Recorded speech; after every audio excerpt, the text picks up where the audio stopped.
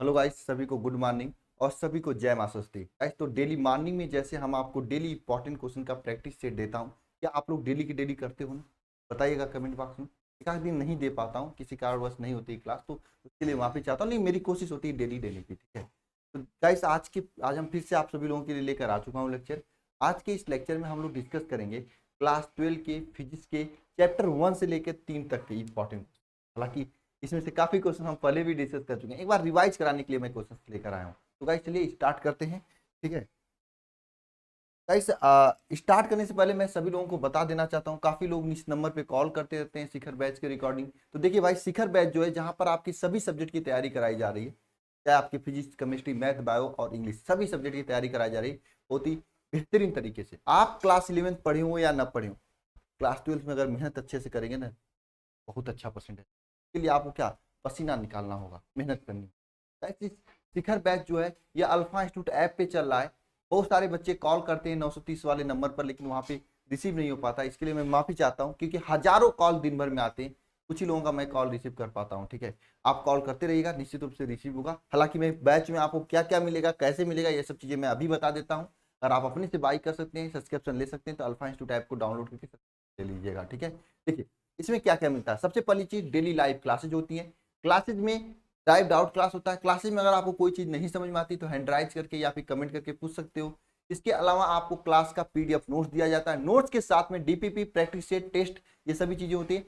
आप अगर इसे ज्वाइन करते हैं तो आपको कोई भी ऑफलाइन कोचिंग भी जाने की जरूरत नहीं है, नहीं आपको कोई बुक लेने की जरूरत है, क्योंकि मैं इतना प्रैक्टिस सेट यहाँ पे दे देता हूँ कि आपको उसे लगाना ही मतलब अच्छा रहेगा, ठीक है। अगर हाँ उसके बाद ही समय बचता तो आप ले लीजिएगा, कोई दिक्कत नहीं। मेमोरी चार्ट दिया जाता है, जिसमें आपको क्या होता है, कोई भी चीज अगर आप पढ़ते हो तो भूलते बोलते जो, क्यों भाई भूलते हो ना, उसको रोकने के लिए हम यहाँ पर एक बेहतरीन तरीके से बनाया हुआ मेमोरी चार्ट देते हैं, ताकि आप उसे याद रख सके लंबे समय तक, ठीक है। थियरी के साथ में, इंपॉर्टेंट क्वेश्चन के साथ में बेहतरीन कंप्लीट सिलेबस की बेहतरीन तैयारी हो रही है।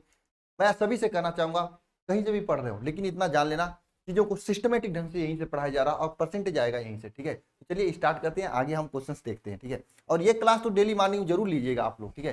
देखिएगा यहाँ पे, आप कोर्स लें या ना लें, लेकिन ये क्लास को जरूर लेना आप लोगों को, ठीक है। देखिए यहाँ पे क्वेश्चन क्या है, मैं करा चुका हूँ क्वेश्चन को, मैं 2 सेकंड के लिए रुकता हूँ, आंसर कमेंट बॉक्स में कमेंट।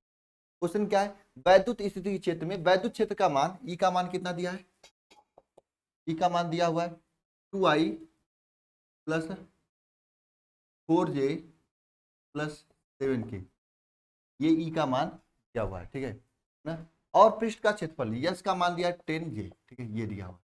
तो आपसे पूछा है विद्युत क्षेत्र से निकलकर जाने वाली फ्लक्स क्या होगा, फ्लक्स क्या होगा, ये आपको ज्ञात करना है। ध्यान देना, आप लोग जानते हो वैद्युत फ्लक्स फाइव इक्वल टू क्या होता है, ई डॉट, ये होता है, ये जानते हो। अब देखो ई का वैल्यू क्या है, 2i plus 4j plus 7k, ठीक है। और ए का वैल्यू क्या है, 10j है, ठीक है। अब देखो भाई, जे अब इसका गुणा करने का ट्रिक मैं बता रहा हूँ। सभी को जीरो मान लो, देखो यहाँ पे जे है और यहाँ पे जे, इस जे वाले को एक साथ लेते हैं, गुणा कर देते हैं, कितना आएगा, 40 आएगा। ये इसका आंसर। इस टाइप से इस क्वेश्चन को लगाया जाता है, मैंने इसके पहले भी आप लोगों को करा चुका हूँ। क्वेश्चन एग्जाम में पूछे जाते हैं, ट्रिक याद रखना, अगर जे है यहाँ पे तो जे वाले का गुणा कर देंगे, 40 आ जाएगा। और कुछ मत याद रखना, 40 आपका आंसर आ जाएगा। जरा बताना सभी लोग, ये वाला क्वेश्चन आप सभी लोगों के सामने है, ठीक है, जिसमें 2 क्वेश्चन एक साथ है कि वैद्युत फ्लक्स को परिभाषित कीजिए, वैद्युत फ्लक्स का मात्रक लिखिए, तथा साथ में ये क्या दिया है, एक समान वैद्युत, ये क्वेश्चन मैं पहले भी करा चुका हूं, वैद्युत क्षेत्र का मान दिया है और ए का मान दिया है, तो वैद्युत फ्लक्स की गणना करना है। मैं जो थ्योरेटिकल क्वेश्चन है वैद्युत फ्लक्स को परिभाषित करने वाला, इसको मैं छोड़ देता हूं, केवल डायरेक्ट आपको न्यूमेरिकल पे आता हूं। क्या आप सभी लोग इसका आंसर नीचे कमेंट बॉक्स में कमेंट कर सकते हो, बताओ। कुछ नहीं करना है इस क्वेश्चन में, बताओ एक बार सभी लोग कमेंट बॉक्स में कमेंट करके। क्या आप सभी लोग इसका आंसर नीचे कमेंट बॉक्स में कमेंट कर सकते हैं, जैसे इसको लगाया उसी तरह से उसको भी लगाकर, नहीं कर सकते हो? चलो मैं बता देता हूं, फिर से समझ लो। देखो वैद्युत क्षेत्र ई का वैल्यू दिया हुआ कितना, 2i plus 3j plus 4k, ये दिया हुआ है ना, -4k है, ठीक है। और क्षेत्रफल ए का वैल्यू कितना दिया हुआ भाई, क्षेत्रफल ए का वैल्यू दिया है -4k मीटर स्क्वायर, ठीक है, मीटर स्क्वायर। तो यहाँ पे वैद्युत प्लस फाइव का वैल्यू क्या हो जाएगा, वैद्युत प्लस फाइव का वैल्यू क्या हो जाएगा, ई डॉट ए हो जाएगा। ई डॉट का मतलब ई क्या है यहाँ पे, 2i प्लस 3j -4k, ठीक है। और ए क्या है यहाँ पर, ए है आपका -4k, ठीक है। अब आपको देखो यहां तक लिखने के बाद आपको मैं छूमंतर वाला सूत्र बताता हूं। कुछ नहीं करना है, केवल आपको देखना है यहाँ पे क्या है, के है, तो इसमें के को खोजना है। मैं खोजने आया, चश्मा लगा कर देख रहा हूं तो यहाँ पे के दिखाई दे रहा है। अब आपको दिखाई दे रहा है कि नहीं दिखाई दे रहा है मुझे नहीं पता, अगर दिखाई दे रहा तो के यहाँ पर भी आपको दिखाई देना चाहिए। बाकी इन सभी को जीरो मानेंगे, ये निठल्ले हैं, बस के का के साथ गुणा कर देंगे, मतलब शादी करवा देंगे। ठीक है, करो 4 चौक को 16 हो जाएगा, 16 16 आपका आंसर हो जाएगा। ठीक है, 16 आपका आंसर हो जाएगा, 16 आपका क्या हो जाएगा, आंसर हो जाएगा। 16 आप क्या लिख सकते हो, वोल्ट मीटर लिख सकते हो, 16 वोल्ट मीटर होती है। इस तरह से आपका वैद्युत प्लस फाई का वैल्यू ज्ञात कर सकते हो, निकाल सकते हो। बोलो अभी तक यहाँ तक सभी को समझ में आया है, बताओ समझ में आया है। तो हम चले नेक्स्ट क्वेश्चन पे। देखो ये क्वेश्चन, चलो विद्युत चालक की विशिष्ट चालकता, किसी चालक की विशिष्ट चालकता से आप क्या समझते हैं। विशिष्ट चालकता का क्या क्या आपको बताना, विशिष्ट चालकता का आपको मात्रक, अंतरराष्ट्रीय मात्रक लिखिए। विशिष्ट चालकता का आपको अंतरराष्ट्रीय मात्रक लिखना है, आसान है एकदम। लोग कैसे लगाते हैं देखते हैं।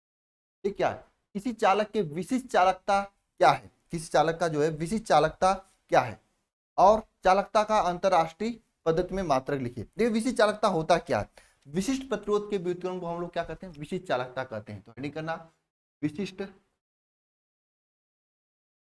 चालकता क्या होगा बताओ। विशिष्ट प्रतिरोध के व्युत्क्रम को, विशिष्ट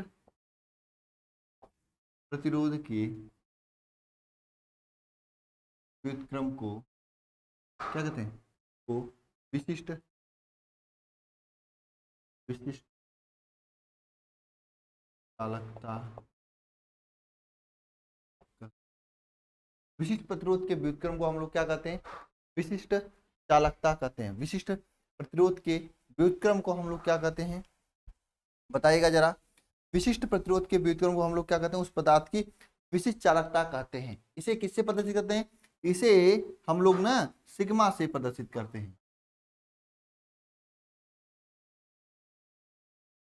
इसे हम लोग सिग्मा से प्रदर्शित करते हैं। विशिष्ट चालकता सिग्मा इज इक्वल टू क्या होता है, विशिष्ट प्रतिरोध यानी 1/ρ का व्युत्क्रम होता है।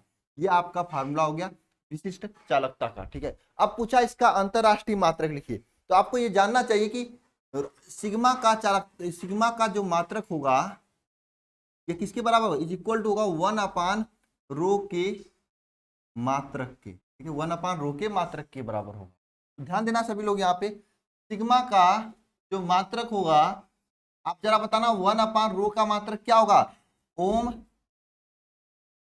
मीटर। ये ओम रो का मात्रक होता है। सिग्मा का जो मात्रक होगा क्या होगा बताओ, ओम इनवर्स मीटर इनवर्स, ये मात्रक, यह आपका सिग्मा का मात्रक हो जाता है। सिग्मा का यानी अंतरराष्ट्रीय मात्रक होता है किसका, सिग्मा का। बताओ हो जाएगा, कर लोगे, कर लोगे।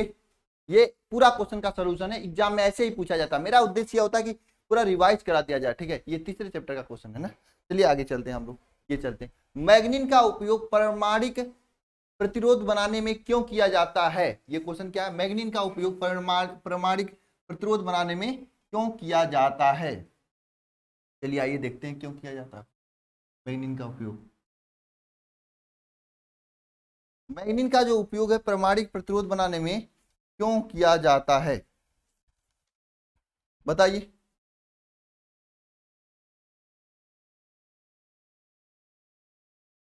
देखिए क्यों किया जाता है, क्योंकि मैग्नीन की जो प्रतिरोधकता होता है उसका तापीय परिवर्तन बहुत कम तथा इसका गलनांक बहुत उच्च होता है। आप समझ सकते हैं जो मैग्नीन का मैग्नीन जो मैग्नीन धातु होता है, मैग्नीन मैग्नीन जो धातु होता है, इस मैग्नीन की प्रतिरोधकता जो होती है तापीय परिवर्तन बहुत कम तथा इसका गलनांक बहुत उच्च होता है। मैग्नीन की प्रतिरोधकता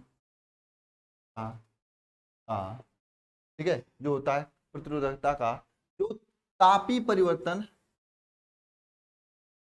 परिवर्तन बहुत कम होता है, बहुत। इसे आप यह भी कह सकते हैं इसका इसका गलनांक बहुत उच्च, इसका गलनांक बहुत उच्च होता है, इसलिए इसका परमाणिक प्रतिरोध बनाने में उपयोग किया जाता है। चलिए नेक्स्ट क्वेश्चन पे चलते हैं। ताप वृद्धि के साथ धातुओं की प्रतिरोधकता में वृद्धि की व्याख्या कीजिए। ताप वृद्धि के साथ धातुओं की प्रतिरोधकता में वृद्धि का व्याख्या कीजिए। बताओ कैसे व्याख्या करोगे आप, बताओ कैसे व्याख्या करोगे आप, किसी को आ रहा है क्या? हाँ, क्या होता है ताप वृद्धि साथ धातुओं की प्रतिरोधकता में क्या होती है, वृद्धि हो जाती है ना। अब क्या हो जाता है, ताप वृद्धि के साथ जो होता है, ताप बढ़ाने पर, ताप वृद्धि के साथ धातुओं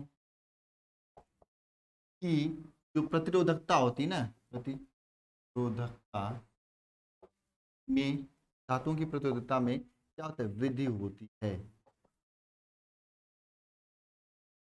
धातुओं की प्रतिरोधकता में क्या होती है, वृद्धि होती है। जब जैसे जैसे ताप बढ़ाएंगे उसके प्रतिरोध का मान बढ़ता है, बढ़ता है प्रतिरोध का मान ना। ये तो मैंने आपको ऑलरेडी बता रखा है। ताप बढ़ाने पर धातुओं की प्रतिरोधकता बढ़ता है, क्योंकि R T is equal to होता है R01 प्लस अल्फा टी। अगर आप टी का वैल्यू बढ़ा रहे हैं तो ये 1 प्लस अल्फा टी का वैल्यू बढ़ेगा, जिससे R0 मतलब टी का वैल्यू बढ़ेगा, यानी टी का वैल्यू बढ़ाने पर इस पर सबका वैल्यू बढ़ रहा है। हाँ, जैसे टी का वैल्यू बढ़ा है तो 1 प्लस अल्फा टी का वैल्यू बढ़ा, जिससे R0 का मान भी बढ़ेगा। तो ताप वृद्धि करने पे धातुओं की प्रतिरोधकता में क्या होती है, वृद्धि होती है। तो ये सभी क्वेश्चंस थे। मुझे उम्मीद है कि आपको 2-4 क्वेश्चन करने में मजा भी आया होगा, और इसमें से कुछ क्वेश्चन नहीं भी आए होंगे, कुछ क्वेश्चन आ रहे होंगे, रिवाइज हो गया होगा। तो इस क्लास का यही खूबसूरती है कि आपको चीजों को रिवाइज कराने के लिए क्लास है। मतलब छोटे छोटे क्वेश्चन बनाकर मैं आपको कराता रहता हूँ। 2-4-10-15 मिनट में कुछ नहीं जाता है। 15 मिनट देखते रहोगे तो यकीन मानना लास्ट टाइम में आप मेरे को कहोगे हाँ क्या काम करवाया था सर ने। ठीक है, सभी चीजें धीरे धीरे दिमाग में भर जाएंगी धीरे धीरे करके। ठीक है, एक साथ अगर आप चाहोगे चैप्टर को रिवाइज करना तो नहीं कर पाओगे। 2 क्वेश्चन 5 क्वेश्चन करोगे ना, बहुत अच्छी तरीके से हो जाता है। ये करके देखना, बहुत फायदा होगा। वही हम आपको करा रहे हैं, तो आपको अपने से करने की जरूरत नहीं, डेली इस क्लास को देखने की। ठीक है, तो चलिए ठीक है। और मैं आप सभी लोगों को बता देना चाहता हूँ, जिसको भी अभी भी शिखर बैच ज्वाइन करना है कर लेना, क्योंकि बहुत ही बेहतरीन तरीके से न्यू चैप्टर से स्टार्ट हुए हैं। बहुत ही बेहतरीन तरीके से आपको स्टार्टिंग से पढ़ाया गया है। ठीक है, तो सिलेबस को बहुत ही अच्छे से कवर कराया जाएगा। चीज़ों को आपको घर नहीं याद करना होगा, क्लास में ही पूरी चीज़ें याद हो जाएंगी, बस आपको मेहनत करनी होगी। चलिए मिलते हैं नेक्स्ट लेक्चर में। सभी को धन्यवाद, थैंक यू।